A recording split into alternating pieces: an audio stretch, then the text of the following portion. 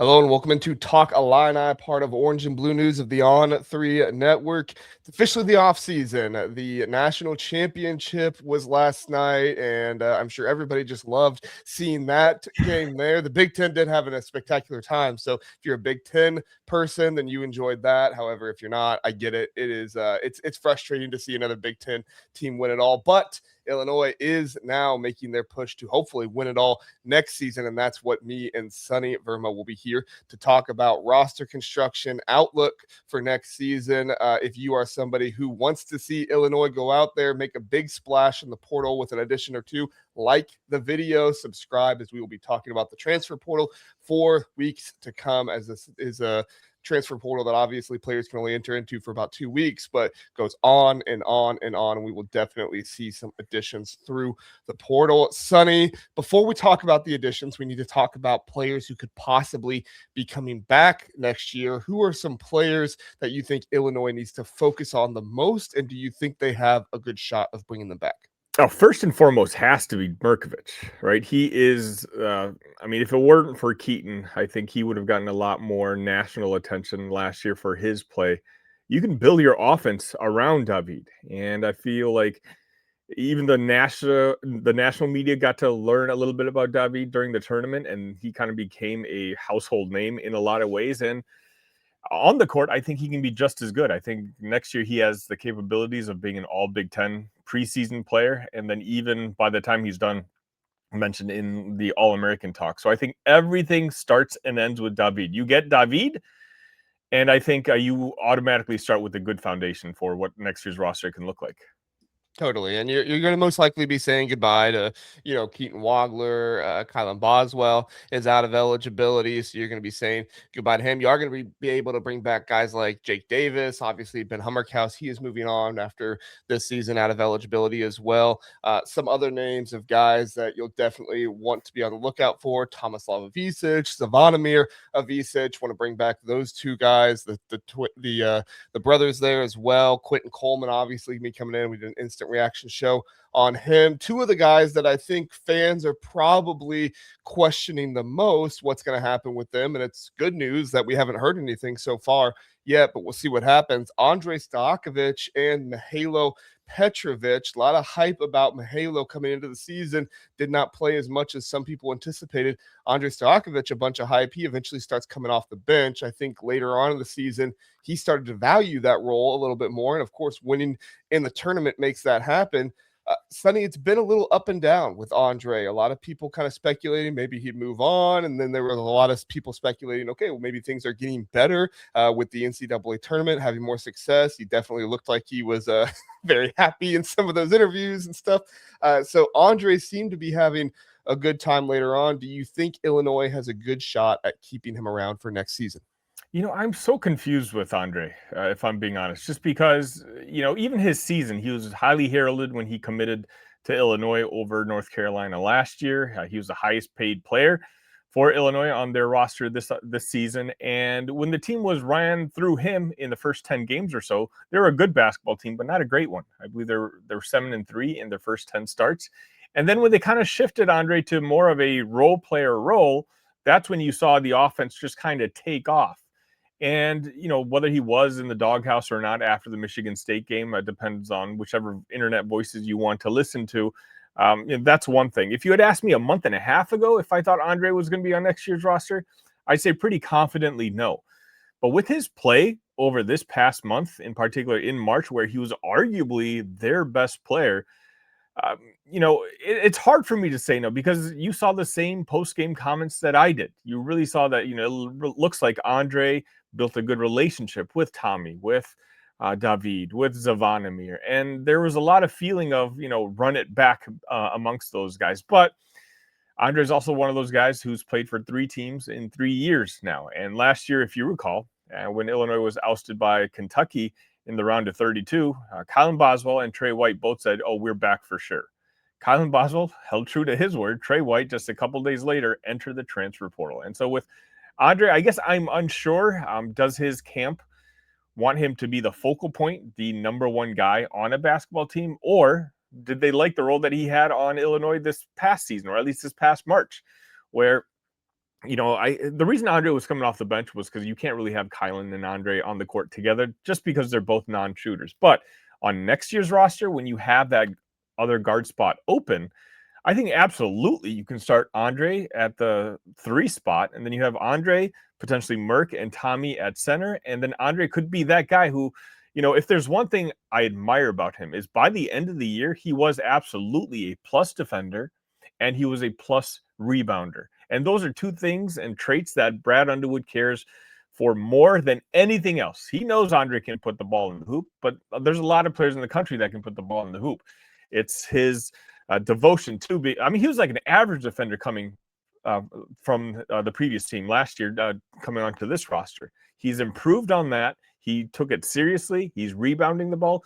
If I'm being honest, I think he'd be a great fit on next year's team. Now, does he want to raise from already being the highest paid player from last year's roster? Those are conversations that need to be had between Brad, Neil, and that whole coaching staff. Yeah, I think it's really interesting because I think a lot of this is going to be determined based on conversation for role next season and what does Brad Underwood maybe promise, not promise, that kind of stuff. And then I do think that Andrej definitely, we saw a little bit of a change in body language and stuff like that. And I'm not somebody that likes to read into that too much, but it was noticeable in some ways to see Andrej really value the team winning and making it far in the NCAA tournament. And I know a lot of people say, like, well, money is everything nowadays in college basketball, and players only go where the money goes. I think to a certain extent, yes, I think that rings true more often than not. But I also think there's something to be said about a player who has played at 3 different programs in college basketball. 2 of them were terrible and had no success in the NCAA tournament or even going to the tournament. And the other one, he made a Final Four with and found out, hey, maybe I don't make as much as if I were to go to North Carolina and they pay me, X amount of dollars or something like that. I'm not saying North Carolina's coming after. I'm just using them as an example. But, maybe I could go there, or I could stick around with guys that I work well with, a coach that I trust because he's going to shoot me straight. I might make a little bit less, and I'm not even saying that Illinois is going to pay him less than anybody else. We just don't know at this point. But even if that thought process is there, I think that Andrej has a whole lot more to think about than maybe he did before. And I think all of this is the effect of going to the Final Four. Sonny, we talked about it with the recruiting and stuff like that with Quentin Coleman when he committed. I think you have to have this discussion in the transfer portal too. And do you have anything else on returning guys? Because I'll switch over to transfer portal guys here if you don't have anything else. I mean, not really. I do think that David, Tomislav, and Zvonimir are kind of going to be a package deal. Those 3 seem to be really close. The only thing I would mention, and I kind of mentioned it on my Locked On episode that I released on Monday, is to keep an eye on Tommy in the sense where last offseason, he was very clear and adamant that the plan all along was playing 2 years in Champaign, and then he would move on to the NBA. Well, I think his aspirations were for the NBA. I don't think the tape is going to warrant that. But is Tommy one of those guys who is just kind of over college? Illinois, unfortunately, our fans had to deal with that with Kofi Coburn, who could have come back for another year at the University of Illinois, but he just got tired of the college life. Is Tommy at that point where maybe he's just, hey, I can make maybe a little less money, but I don't have to worry about school books and this and that and go back to Europe and be one of the best players out there? That's something to monitor. If that were to happen, what does Zvonimir do? Does Zvonimir stay and become the de facto new starting center at Illinois, or does he move on, whether it's to another college or go back home to Europe as well? Those are kind of questions that, I don't know if people are contemplating yet. Yeah, and I'm sure we'll find out more in the coming time and stuff. I expect there to be players on this team that are going to test the NBA waters. We'll see, but as we know, just because a player puts their name in there to say I'm going to test the NBA waters doesn't mean they can't come back or they won't come back. Typically, we have a pretty good idea of who is testing it, maybe just to get feedback, and then is likely to come back or something like that. So that's a good point. Thank you for making that point there. Another point I absolutely want to make, though, is this is for all Illini fans. The transfer portal obviously started at 12:01 Tuesday morning. Do not be alarmed. Do not be shocked when Andrej Stojakovic, David Mirkovic, Tomislav Ivisic, Jake James, whoever it might be, enter into the transfer portal. Unfortunately, even if their intentions are fully to come back, It makes every sense in the world. This is now a business more than anything else. Even if your full intention is to come back, if you announce that you're going into the transfer portal, that could be a 5 to 10% pay bump premium that you're getting from the University of Illinois. So I know it's silly of me to ask the Illini fandom to not overreact, because we tend to be known to do that. But just know that should I see some of these guys' names go into the transfer portal on Tuesday or Wednesday, whatever it might be, I understand that it's kind of just a part of the process. And the other thing we also need to mention with that, and I recognize that nobody wants to talk about this because it's, probably not going to be anything, but the agents are using it right now. It's the executive order that the president put out there about only being able to transfer once, that will, according to the executive order, go into effect on August 1st. Again, there's a lot of different talking points and everything out there of whether it will work or not. The point is not it will work or not work. The point is that agents are using this to try and bring more players into the portal, because you have a guy like Jake Davis who transferred in from Mercer. You have a guy like Andrej Stojakovic who has transferred before. Basically, the agents, I'm not saying they are telling them, but there are agents out there telling players, hey, if you don't go into the portal before this time, even though August 1st is, way down the road for many of these guys, the agents are still out there using this as fear mongering and stuff like that to try and get these players to at least go into the portal, saying you have to keep your options open because you never know what these coaches are going to do and say. I've already heard of that happening with at least 2 or 3 different players, and I'm just like, again, I have my opinions on it, but that's something that is also adding to it here, and you'll probably see the numbers of most players ever entered into the portal and stuff like that. But as we know, there's always more factors going into that than just, hey, I'm trying to go get a payday. I mean, that can be one of the main factors, but it's more than just that sometimes. I just realized we forgot to talk about Ty, because I think he's Ty one Rodgers, of those 50-50 guys that, I think it's important for what we're about to discuss after this to decide whether Ty is going to be on the roster next year or not, because Illinois, we've seen it for the last couple of years. We've always thought we've had one of the deepest rosters in the country. And then it turns out by January and February, Brad is only going to play 8 guys.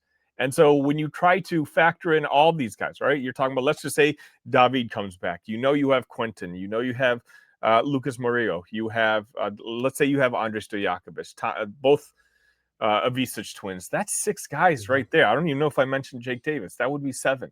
So now realistically, you only have 1 open spot left for what's going to be the 8-man rotation for next year's basketball team. Is Ty that guy? And if Ty's that guy, well, then what about this pursuit for another veteran guard? You know what I mean? So it's like Ty, I think, is a huge piece. He hasn't played in 2 years, which makes it even more complicated. Obviously, he chose to redshirt the 1 year. He's hoping for a medical redshirt this past year. So he should have 2 years of eligibility left. But, as much of a cornerstone of the foundation of this basketball team he doesn't shoot. He's not necessarily a scorer. He's not, you like his athleticism, but is that athleticism still there post-injury? There's a lot of questions with Ty. JR, what do you think? Do you think he comes back or not? I think it's a really interesting situation. I think that Ty has been a really good team player for this team, and so you would hope that that would kind of continue, of like, hey, come back, see what happens and stuff like that. But I also think that, you just saw Dre Gibbs Lawhorn have a great season there at UNLV. He's most likely going to be transferring up to, some place. I've already heard that Maryland might have some interest there with him. So we'll see if maybe he comes back to the Big Ten, someplace like that, which would actually be a pretty good fit for him to go be there with Buzz Williams. And Buzz Williams is recruiting pretty well at Maryland right now. Anyway, this is not a Maryland podcast. But I do think that there is an aspect of, at what point do I go get mine? Because other guys have left and they have went and got theirs. And I don't think you can blame a player for that kind of stuff, right? I mean, I think every single player wants to go out there. They want to make, they want to play. They don't come to college to go sit around and, be a good team player and stuff like that, which is great if they do decide to do that. But a lot of these guys want to go out and play, and they want to make a name for themselves. They want to go get theirs, have production. And if Ty Rodgers chooses to do that, it is what it is. Wish the best to him. If he doesn't, then I do think he has a chance to come back this season and be in that 8-man rotation, especially when you start to think of, do they go get a star transfer portal player? Do they bring somebody else in? Or do they just go get some rotational players and trust Ty Rodgers? We'll have to see what happens. I think one of the guys that Illinois fans are very excited about, who could be that star transfer if they decide to go after him hard enough, could be John Blackwell, who left Wisconsin. And I think Wisconsin is a very interesting talking point right now because they are kind of the inverse of Illinois. Illinois, I think, is set to have some good recruiting success and transfer portal success because of the Final Four they went to. Wisconsin is losing players because they have not made it far in the tournament. And John Blackwell came out and said he wants to go play for a national championship someplace. As much as it's tough for Wisconsin fans, Greg Gard has not shown the ability to do that. Brad Underwood is now showing that ability the past few years to be able to make it to the Elite Eight, make it to the Final Four. Of course, John Blackwell, his father, playing for Illinois beforehand. He would fit into the system very well. I do think you have some question mark there about who's going to be your point guard in the situation. Maybe it's him, maybe it's Quentin Coleman, maybe Mihailo Petrovic starts playing better, or not playing better, but gets into the rotation more and stuff like that. We'll see. But Sonny, I think that's the biggest name a lot of people are talking about. What are your thoughts on John Blackwell and the potential of joining the Illinois team? Yeah, I mean, you have to have the conversation because the coaching staff has had that conversation with John since essentially last year. And now pictures are leaking out with John's father, Glenn, at the Final Four with his Illinois quarter zip on, with another Illini members. And you wonder what kind of influence that the father might have on his son. John's a fantastic player, arguably the best guard available in this transfer portal, and the type of guy, he can score at all three levels. And he's got what I like about him is he's got that mouth, right? He's like very mouthy. He's that tenacity that I feel like a lot of this people complain that this Illini team didn't have over the past couple of years, like an attitude, a personality. And I think John can absolutely bring that to Champaign. But again, the fit, that is the question. If you take a look at the roster, him and Quentin Coleman kind of have a similar skill set in a lot of ways. So who's the pure point guard? But then, John, JR, I throw right back at you. If you take the last 2 years, the backcourt was Kylan Boswell and Keaton Wagler. The 2 years before that, it was Kasparis Yakushonis and Kylan Boswell. Really, in both of those lineups, there wasn't a natural point guard. Keaton Wagler literally just won the Jerry West Award as best shooting guard in the country who just happened to play point. So it's one of those where I think if John does want to come to Champaign and you can meet his asking price, which is going to be monstrous, especially when you have teams like Duke and Alabama also involved, well, then I think if you can make it happen, you make it happen and kind of figure it out later. Do I wish John was maybe a better defender? Sure. From the folks I've spoken to on the Wisconsin side, they think that his defense has gone down a little bit over his junior season, but I think he's just too good of a player. And if you talk about a lineup between, Blackwell, Coleman, Andrej, Mirk, and Tommy, you've got one of the better starting fives in the country and one that I think would be easily top 5 preseason coming into next year. Yeah, I think John Blackwell is the difference between a top 5 roster next season and a top 10 roster, in my opinion. I think he's that good. I think you still could potentially have a top 5 roster if, Quentin Coleman, comes in and really plays well and stuff like that.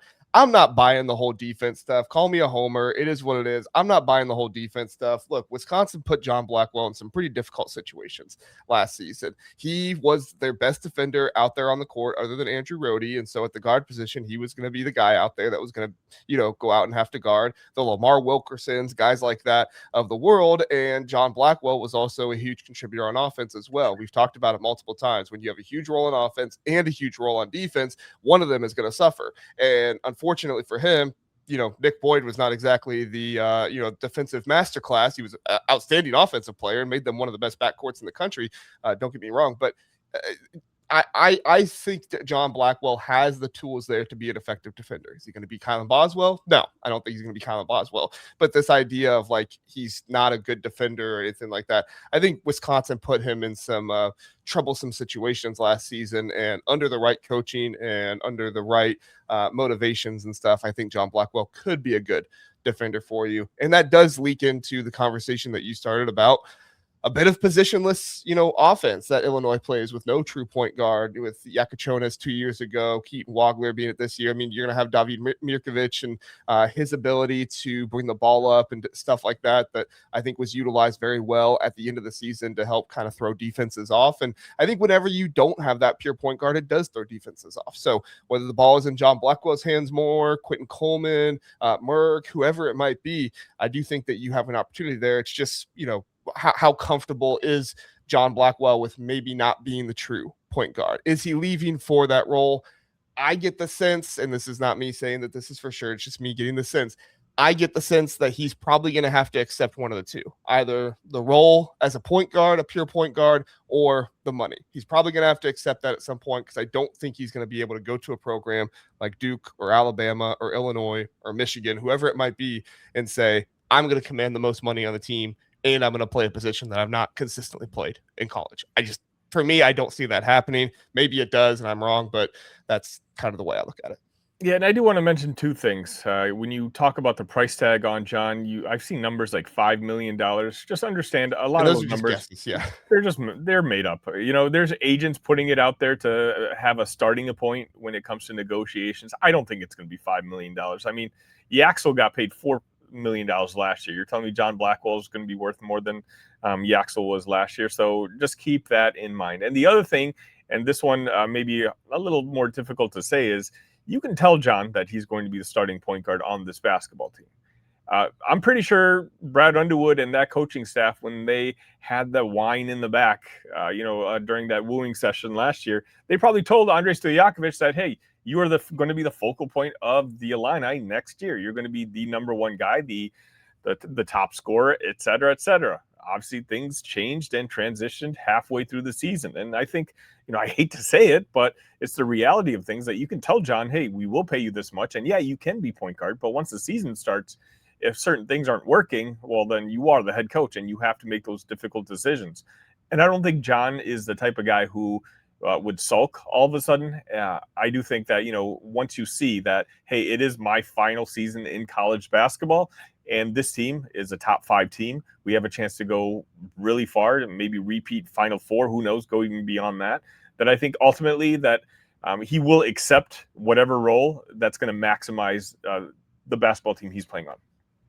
Yeah, and I think that's what gave me the most confidence about Brad Underwood this season, is he really seemed to make more of, I'm not saying he wasn't before, but he made more of that shift as a coach to say, I'm not just going to do whatever I told you I was going to do early on in the season or in the transfer portal. I'm going to do what's best for the team. Now, maybe that doesn't line up with your price tag or whatever might be happening or whatever it might be, but I'm going to do what's best for the team, because as the team goes, as the year goes on, we learn, we figure out stuff. This is what you see the best coaches in the country do. This is what you see Dusty May do. He did it this season very well once he figured out. I mean, that team was not playing nearly as well at the beginning of the year as they were at the end.